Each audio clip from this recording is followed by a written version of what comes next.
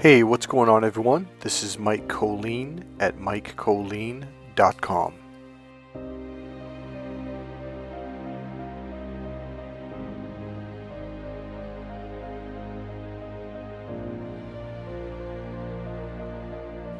Okay, so last night I had a magnificent vision last night. It was crystal clear, full color.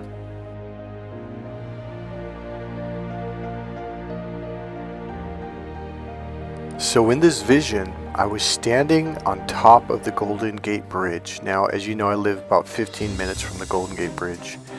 I was standing on top just where one of the peaks went up, and just as it kind of starts going down, just a couple, maybe 5-10 feet down from there. And I'm looking down, and the bridge has already collapsed completely into the water, at least the part where the actual road where the cars go across. So I was at least, I don't know if that's 100 feet high, but way up there, and looking down at the bridge collapsing into the water. It was already completely submerged. The middle of it was kind of broken down into the water. Now here's the interesting thing. I began to notice that the water was crystal clear. You could see all the way to the bottom. It's kind of like in one of those movies, or if you've ever been to Hawaii and gone to the water, you could see all the way down to the bottom. It is just crystal clear blue, and it is beautiful.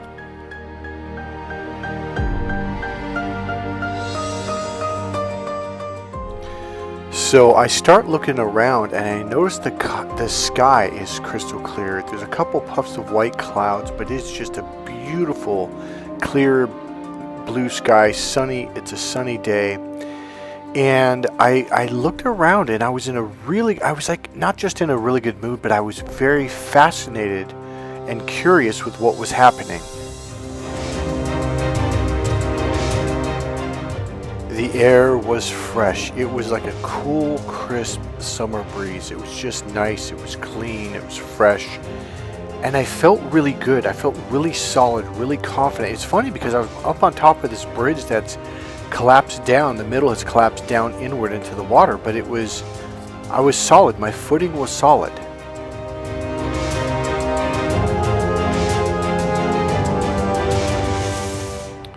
So as I'm noticing all of this, I noticed, and this is kind of, in my opinion, the part that didn't really fit in. It was kind of odd. Standing right behind me, about a foot behind, just over my left shoulder, was one of my siblings, my brother. And I looked at him, and he was miserable, and he's just like pissed off because I think he had like a camera, and he was trying to record this, and oh, my camera's messed up. Ah. And I just kind of looked at him and shook my head like, wow, you are just missing it. And I am just happy as can be. My footing is solid. And then I began to notice the bridge begins to collapse even more. It's beginning to collapse even more into the water. But again, it's not only was the water beautiful, clear, crystal blue color, but the sky, the air, everything was fresh. It was like there was a clean, fresh, almost joyful feeling in the air and even in the water.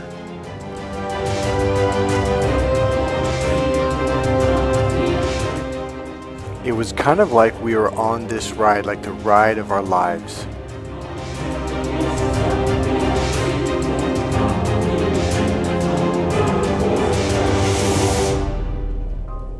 So the difference between a dream and a vision, at least for me, these are radically different, because a vision is you're very conscious, you're very much in the present moment, you're very much there, and it's crystal clear. It's now, by the way, this was the most clearest vision I've ever had in my life. It was full color, full sound, full feeling. I could feel my emotions. I could feel the bridge. It was amazing. All right, now let's talk about what is this vision about.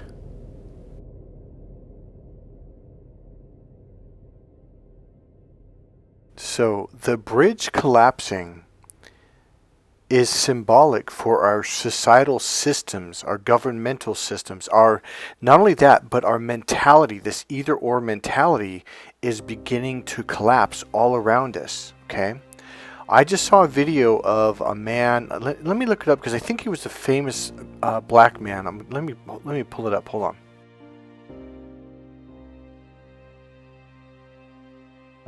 Okay, so I'm not sure if he's a pastor or what he is, but I've got a little clip of him here. So he says we have got to look beyond where every solution is someone has to be a winner and someone has to be a loser. Now that's the either or mentality that I've been talking to you about. So on a governmental political level, everything is like, well, someone has to be a loser if someone's going to gain. That's absolutely just not true. So I'm going to give you a couple of real life examples. So a long time ago, and this was about 20, maybe 30 years ago, I don't remember exactly how long ago, but there was this discussion about rights and stuff at Michigan. I think it was University of Michigan, okay? The college students were there. And this one girl, I had this in a video. So this one group was like, you have the money and we need to take it from you. So this girl said, well, I don't understand, we did bake sales, we did donation drives, we called, alumni and said, hey, can you donate money to our sport and to our group, etc., etc. And she goes, we did car washes, we did this, we did that. And she goes, why can't they do that? See, this either or mentality causes you not to have options, even though there's options all around you. And you can create options. So what she said is, you guys are looking at one pie and it happens to be our pie that we created. Why can't you go make your own pies? And now you can have as much abundance as you want for your organizations, for your sports, for your teams, for whatever it is you want. Now, I was on the Chico State wrestling team when I came out of college, and the second year I was there, this actually happened there. Okay, so this was, I think they called it Title 16 or 17 or 14, I forget what it's called. But essentially what it was laws that were passed in California where the money, or maybe it was in the United States, because this was the same thing the Michigan University discussion was about. I remember I saw the coach and he was really upset. I'm like, what's wrong, coach? He's like, they're taking our money. I'm like, what do you mean? So essentially what he said they're taking our money. He goes, I'm not talking about government money. He goes, the money that we earned. He goes, you know how we did all those car wash drives, how we moved the carpet, because that carpet store was moving from one building all the way across town, how we worked all day, 2 days in a row, and how hard you guys worked. I'm like, yeah. He goes, well, we got paid to do that. I'm like, okay. And then he goes, all year long, I call alumni, past wrestlers that were at Chico State years ago, and I begged them to donate money. He goes, we did the cook sale. Your parents came. They made cookies and brownies and sandwiches, blah, blah, blah. He goes, that's money that we earned. The government had nothing to do with that. I'm like, so what are you talking about? He goes, they passed a law and they literally took the money out of our bank account, not Chico State's bank account, not a governmental bank account, our bank account that I created. So what happened was they took the money from our bank account, from our team, and they gave it to the girls' team. I think it was the girls' softball team and the girls' basketball team. They by force. So then the coach yells out, he goes, why can't they do their own bake sale? Why can't the girls go out and do car washes like we did? Why can't they do this? Why can't they do that? Etc., etc.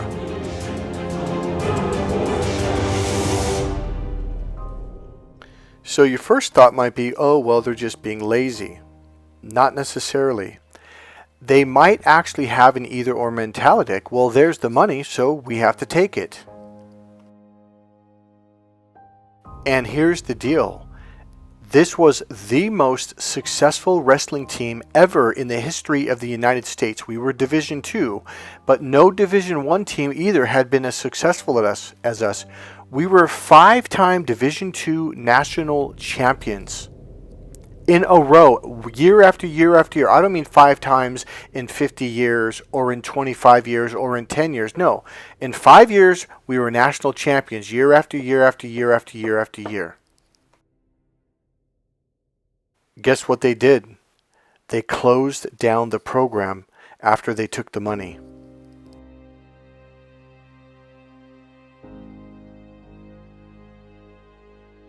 All I'm saying is this either or mentality is destruction. It destroys someone. It's this belief that either I win or you win. Either I get the money or you do. And all it is, it's a very limited way of looking at life, okay? It's like this guy said, we've got to stop viewing everything in terms of, in order for someone to win, someone has to lose. In order to, so in other words, he says we have to stop looking at every situation in terms of where someone has to be a loser in order for someone to win or for someone to gain. And this is what's destroying society.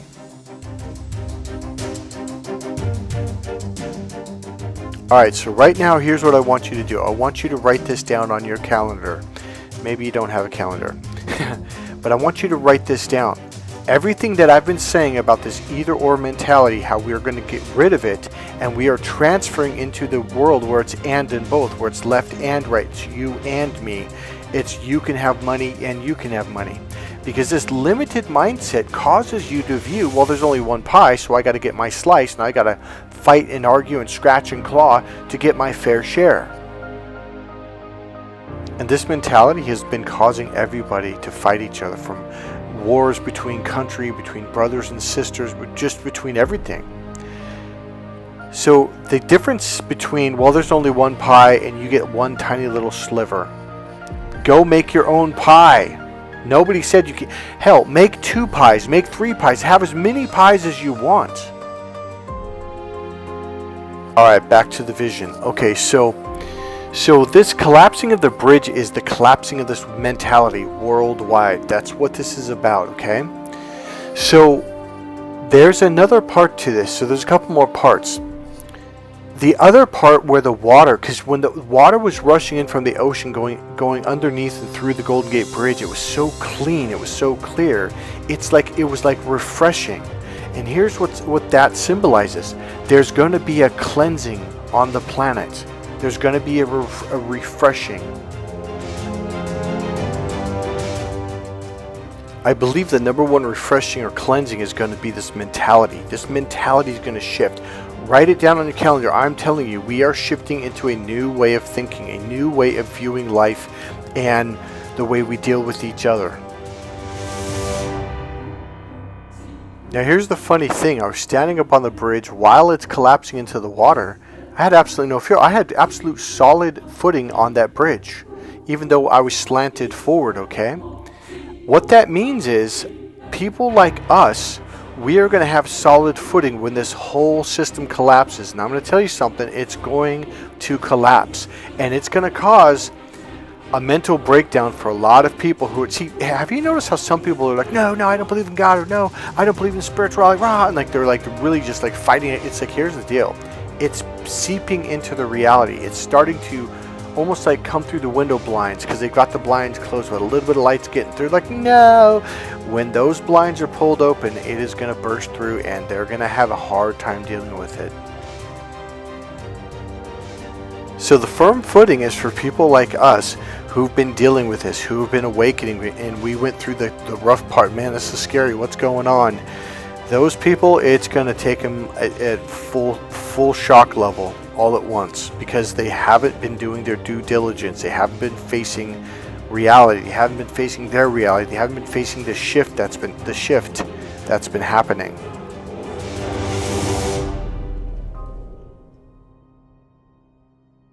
Now, my brother over my left shoulder, that's just symbolic. That doesn't really, well, I'm not going to go into that right now.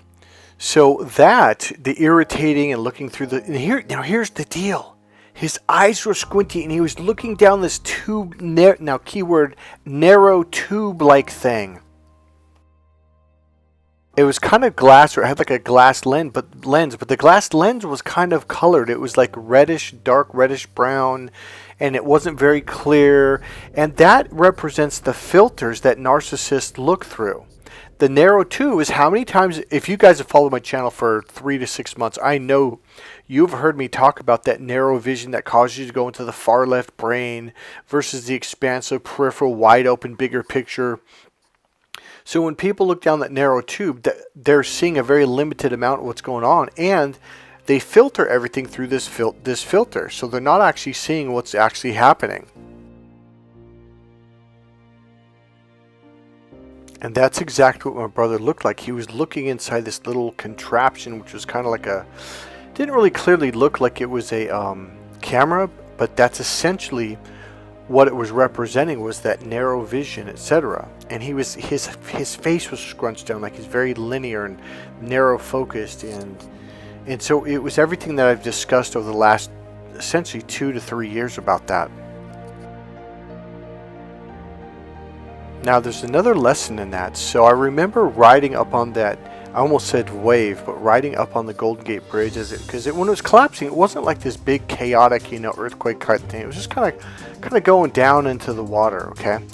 And I remember I was just feeling solid, and even the people behind me, I think they might have been a little bit more shaky, but they were staying on pretty good. And I remember looking back at my brother, and I just kind of real briefly shook my head like, whatever, man. And what that represents was, because it was very brief, I looked at him, he's always, and in my mind, I'm like, you're missing it. You're missing what's happening right now.